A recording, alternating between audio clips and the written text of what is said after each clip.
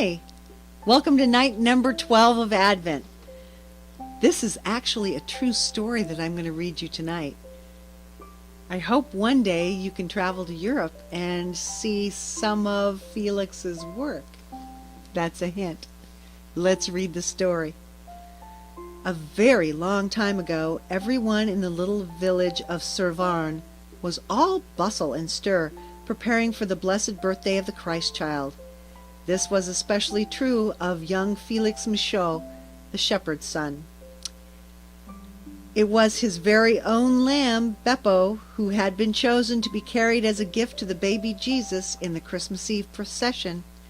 This was the most important event of the year and held in the town's great church. Felix's greatest joy, however, was skillfully carving figures for a Christmas creche, a miniature village of Bethlehem, with houses and people and marvelous animals. And his most wonderful carved figure was that of the baby Jesus, which he carried in a pocket of his blouse. Felix longed above all else to study with Pierre Voudot, the master carver of the village, but his father, a shepherd, refused to allow it. Now, only 3 days before the Christmas Eve procession, Felix found that his Beppo, the chosen lamb, had disappeared. Felix hunted near and far, and it was not until he found himself deep into the forest that he realized dusk had fallen. The forest harbored many dangerous animals, especially wild boars and wolves. So Felix wisely climbed up into a tall chestnut tree to spend the night. And just in time, for soon after, a gaunt wolf passed by, sniffing and peering, but ran off just as 2 horsemen rode into sight. "Oh, sirs, stop, I pray you," cried Felix, peeking out through the branches of the tree. The first rider, Count Bernard, quickly drew rein and looked up in amazement and exclaimed, "Upon my word! What are you, a boy or a goblin?" "I am Felix Michaud, sir. I've been searching for my pet lamb, Beppo, and I live in Servan." "Servan?" exclaimed the Count. "You have come a long way. Well, little night owl, climb down, and tonight you shall sleep in my castle. Tomorrow we shall see about sending you home." Felix was enchanted by the castle with its drawbridge and tall turrets. He was even more enchanted with the Count's daughter, the little Lady Eleanor.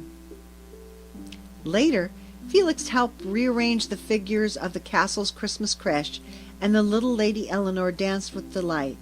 Then Felix timidly took the small carved figure of the Christ child from his pocket and showed it to her. The little Lady Eleanor was so entranced with it that she called for her father. "In truth, it is a wonder," said Count Bernard. "Who has taught you the carver's craft, boy?" "No one, sir," answered Felix. "Indeed, I wish above all things to learn from Pierre Voudot, the master carver, but my father says I cannot. I must be a shepherd, as he is." "Well now," said the Count, noting the sadness in Felix's voice, "we shall talk more of this later. 'Tis time for bed." The next morning they all said their goodbyes, and when Felix reached home he was overjoyed to learn that his pet lamb Beppo had been found. Christmas Eve was a lovely starlit night, and on all sides one could hear the beautiful Christmas songs that the peasants sang as they walked with lighted candles to the church. And when the great Christmas Eve procession began, there, with the shepherd, was little Beppo. After the service, Felix felt someone pluck his sleeve, and he turned around to see the little Eleanor. "Oh, Felix," she cried, "I have such good news. My father has seen your father, and it is all settled. You will study with Pierre Voudot, and you will become a famous woodcarver. I know it.